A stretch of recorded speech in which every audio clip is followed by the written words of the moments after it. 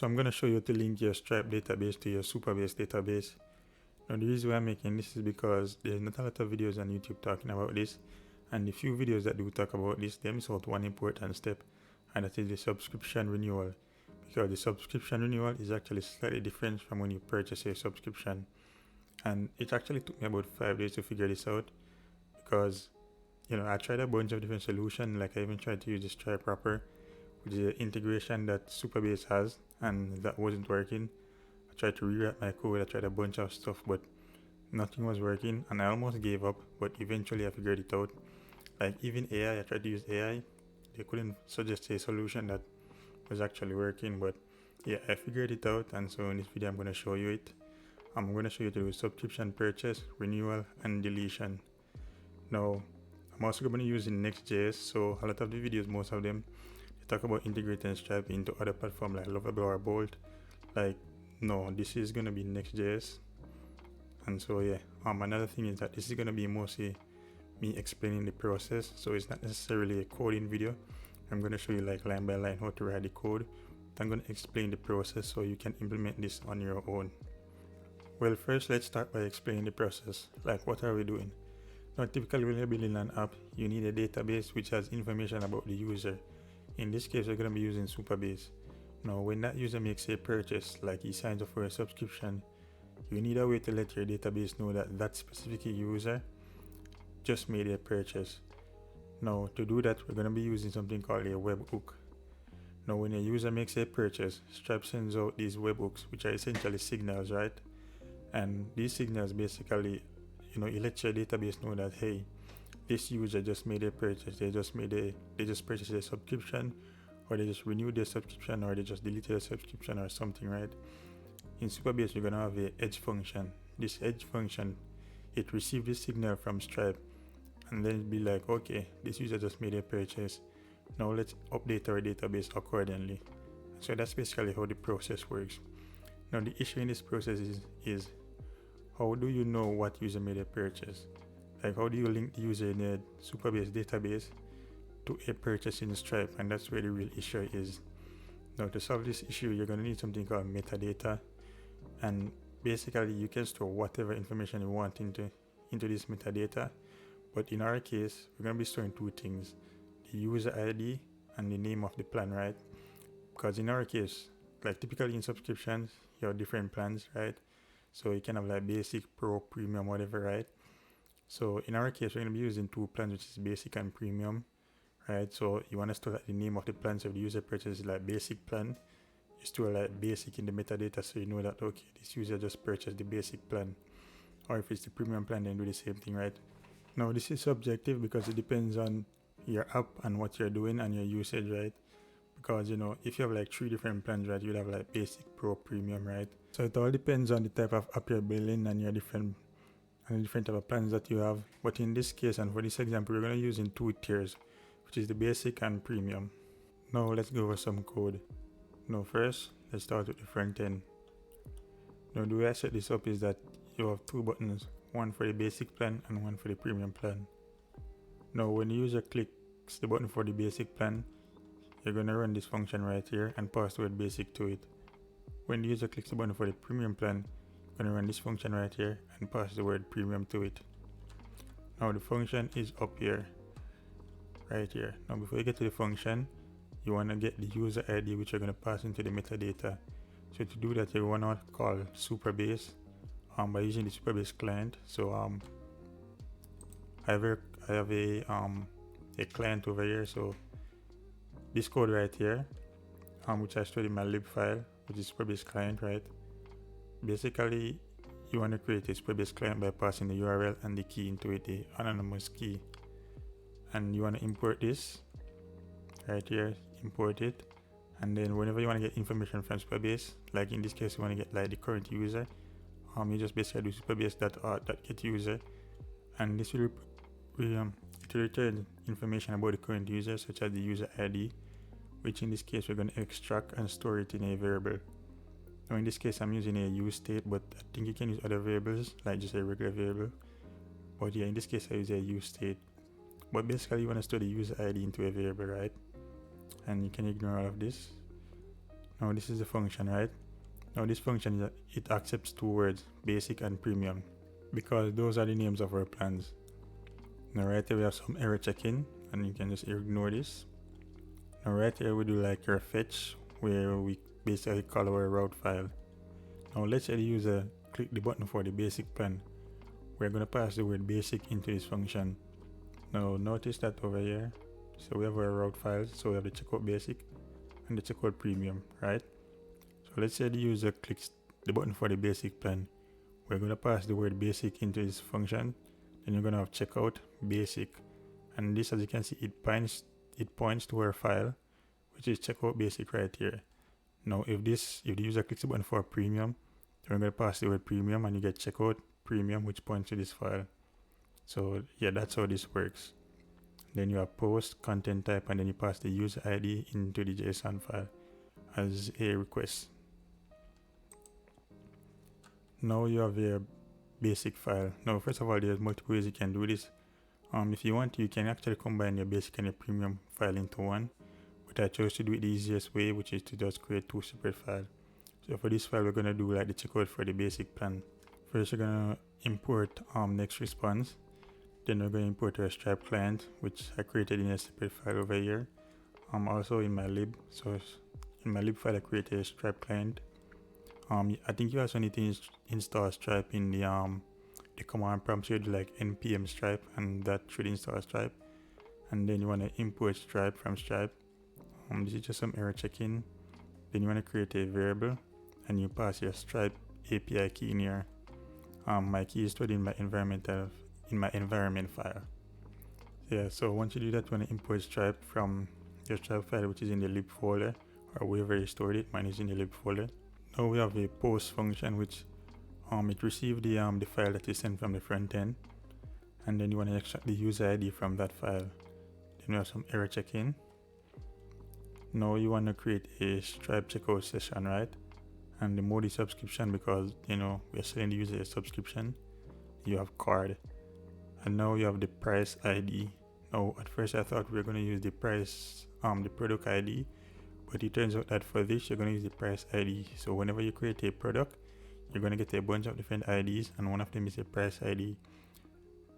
Now the price ID is the one that starts with the word price. So you just, I believe it's at the bottom left of the screen. You're going to see a bunch of IDs, and one of them is the price ID. So you want to select the one that starts with the word price and just copy and paste it right here. And the quantity, we're going to set it to 1. Now this is the success URL. So whenever the user completes the checkout, like, you're going to redirect the user to this URL, or if it fails, you're going to redirect the user to this URL. Now I store the URL in my environment file, but I think you can just put it right there, it doesn't really matter. But yeah, this is the URL that you're going to redirect the user to. Now let's get to the metadata. Now in the metadata, now you can store anything you want in here, but in our case we only need like the user ID and the plan name. Now right here we create a variable called user ID. Now make sure you keep track of this variable name, because this is the name we're going to be looking for in our Edge function. So we have user ID. You can name it anything you want, but yeah, I named it user ID, and you're going to pass the user ID to it. So this user ID right here, you pass it to the user ID, and then the name of the plan. In this case, where the user is selecting the basic plan, so you put the name of the plan is basic. Now down here we'll see that we have the same thing again, subscription underscore data, and then we have metadata again. Now the reason why I did this is because the first time when I did this, for some reason I was getting an error saying that the user ID could not be found. I'm not sure why. I think maybe I did something wrong, I'm not sure. But when I added this, then it started working and I could find the user ID. So basically, if you try the metadata and it's not working, you can't find the user ID, then you can also try adding this and see if it works for you. And then down here is basically return this to the front end and so on. Now what happens is that when the user clicks on the button, this code is going to run, and then it's going to redirect the user to a Stripe hosted page. And then the user is going to enter their information on that page, and Stripe is going to handle everything, sending the data and all of that. And then this metadata is going to go with the request, and it's going to go into Stripe. Also, you can do this in test mode, because when you do it in test mode, Stripe gives you some ID that you can use to create like fake transactions to like test test your code, right? So it's not gonna, like, you don't need real money to test your code, right? So you can use a fake ID and create like fake transaction so you can see if your code works or not. But you don't need real money to do this stuff. Now let's go over the webhook section. First, you want to go into Stripe, and then you want to enter test mode, which you can use when you're testing your program. Now you can enter test mode by going to the top left of your screen where you see your profile name. You click on that, then go to sandbox, then you click on test mode. Then after that, you want to enter the developers mode, which you can go to the bottom left of your screen. You see developers, you click on that, and it will bring up the developers menu. After that, you want to click on webhooks, which will take you to the section where you create your webhooks. Then you click on add destination, and then you end up on this page right here. Now with the webhooks, the way it works is that Stripe sends out signals, right? Now there's a bunch of signals that Stripe can send out. I believe there's over like 200 of them. But for this test case, we're only going to look for like 3 of them, which is the checkout session, the invoice payment, and this subscription deletion, right? So first, you want to add the signals that you want to listen out for. So you want to scroll down and search for the event. So first, checkout. Here, so checkout completed. You want to select that. Invoice.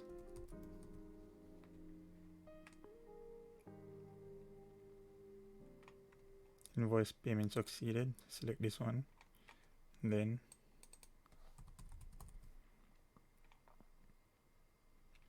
subscription.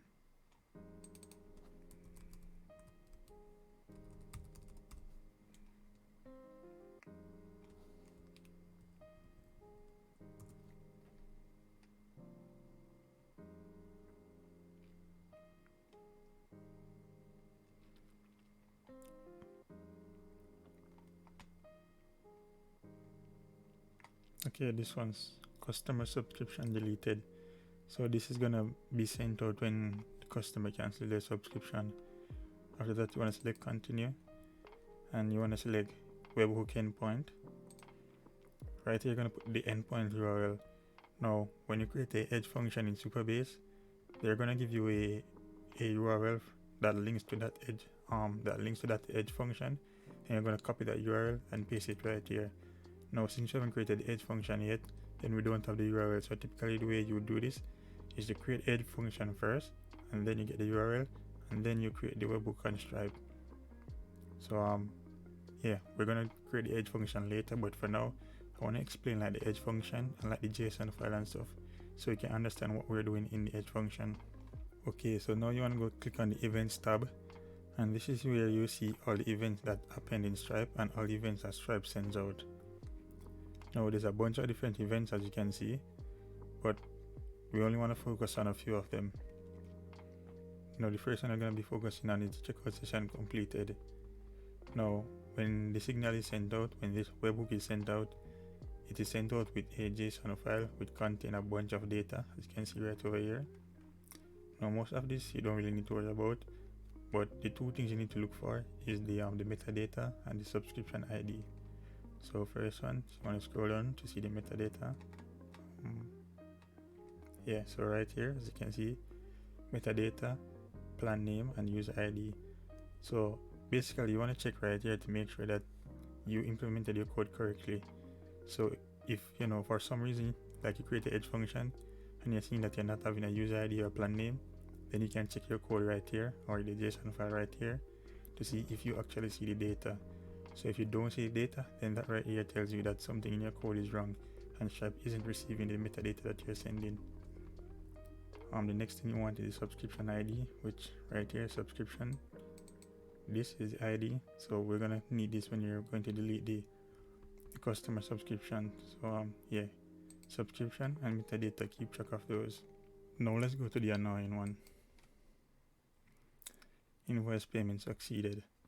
Now this is the one that we're gonna use when we're doing subscription renewal, right? And this is the one that took me like 5 days to figure it out, because it turns out that this one is actually slightly different from the checkout session, right? Now in the checkout session, as you can see, the metadata is just in metadata, right? So the way you do it is like you do like data.metadata.user ID, and basically that's where you access the data, right? But with invoice, it's slightly different, and this is something that no one talks about. Now, if you scroll down, you're gonna see that the metadata is actually inside of a nested object, right?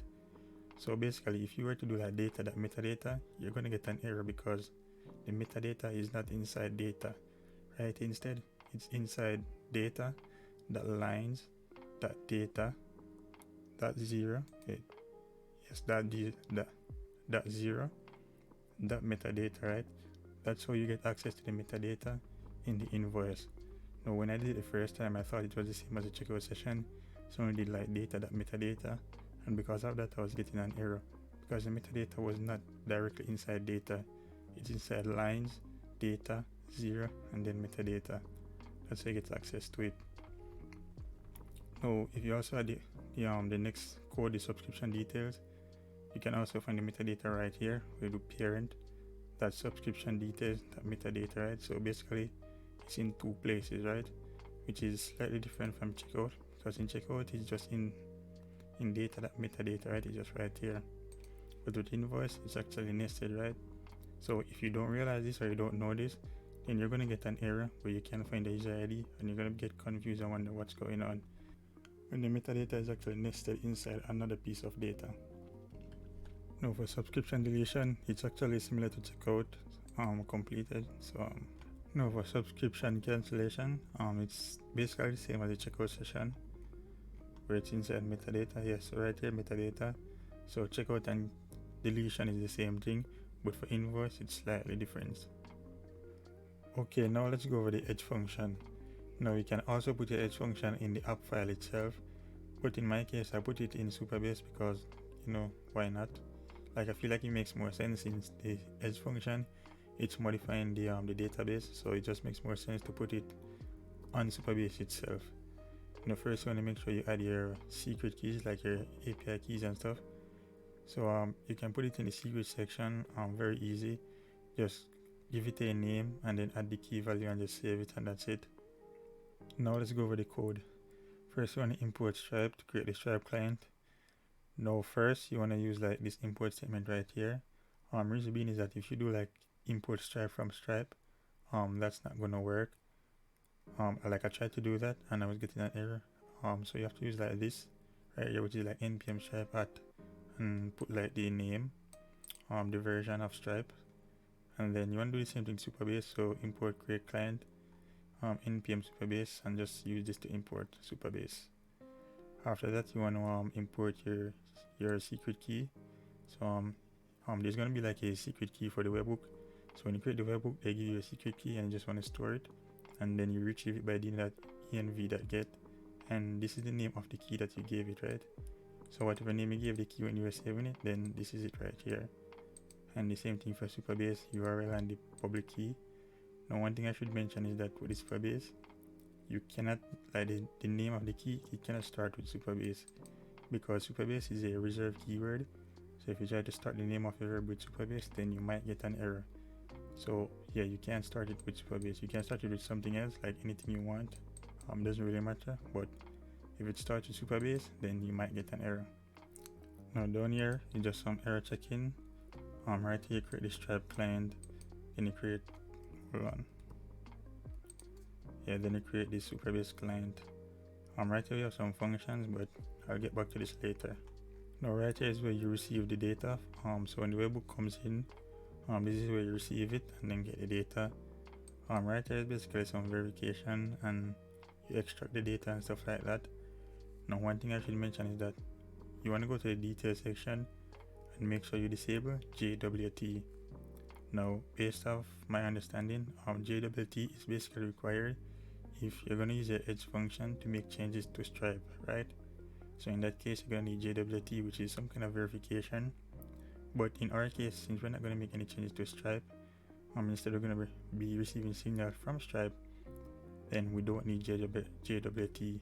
Now the thing with JWT is that if you don't add verification for it, and then Stripe sends out a webhook, then your edge function is going to deny that webhook, right? So you won't receive the webhook.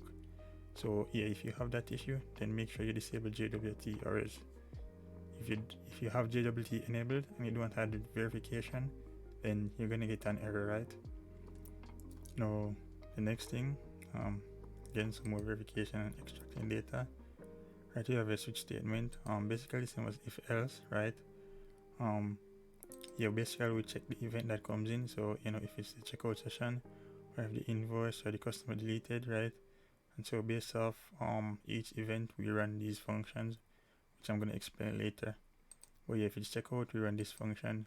If it's invoice, we run this function. If it's deletion, then we run this function right here. And we have some console log. Now right here, this is basically like a return statement. So this basically, it returns a signal to Stripe. And it lets Stripe know that basically your Edge function has received the data, right? Now the way Stripe works is that when it sends out a webhook, if you don't let it know that you received the webhook, it's going to keep on resending that signal until it receives an OK, right? So this right here, you want to let Stripe know that, hey, I received the data, and Stripe be like, okay, you received the data, so I don't have to keep resending the data. Now this is a very important point to make because I actually ran into a small issue, right? So okay, now let's go over the function, right? Now as I said right here, based on the events, you're going to run these functions. Now these functions are up here, which I'm going to explain.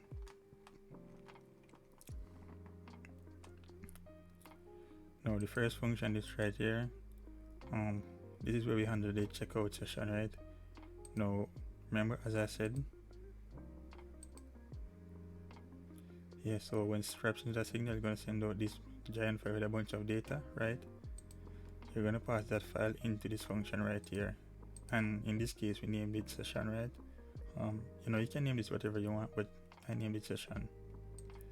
Now we create a variable user ID where you will extract the user ID from the data. So session, which is the data that Stripe sent over, that metadata, that user ID, to extract the user ID from the metadata, right? And then this is just error checking and more error checking. Now for plan, we do the same thing where we do session.metadata.plan to extract the plan name from the metadata, some error checking, and right here we extract the subscription ID, which we need to store it for when we need to cancel a user subscription. Now right here we have a variable. Now this is all going to depend on your program. Now in our case, since we're using tokens, whenever the user purchases a subscription, we need to add tokens to their account. So in this case, we're going to check. So if the plan name is premium, then we'll add 20,000 tokens, and if it's basic, we add 10,000 tokens. So this is just the tokens that we're going to add to the user account. Now right here we update the database. So we get our subscription table. This is the name of the table that I have, and then you update the table with the information. So we have the plan name, the status. If you have a status, this is all subjective, right? My table, I have a status. If yours don't have a status, then it doesn't matter. But if you have a status, then you just set it to whatever. I set it to active, but again, it depends on what you have. But you definitely need the subscription ID, right? So subscription ID, store the subscription ID right here. So the two things that it's definitely mandatory that you need is the plan, the name of the plan, and the subscription ID. And then the status, this is it's up to you if you want to add this or not completely. Now down here, notice we didn't add the tokens up here. Now down here we use something that's called a RPC.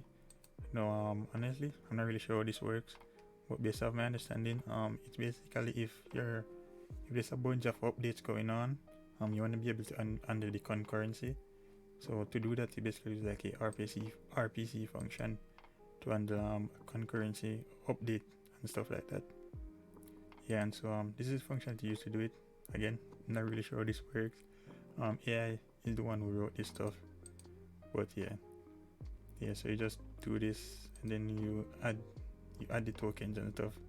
Again, if you don't understand this stuff, just ask AI to write it for you or explain it to you or whatever. But this is how you would update the tokens down here. Some more error checking.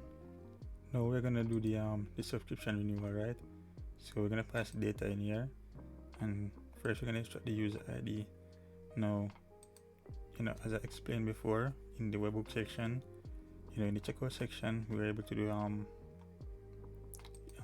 data, metadata that plan, right? But as I mentioned before, the inverse is different, right? You can't just do data that metadata, right? Because the metadata is it's inside a nested object, right?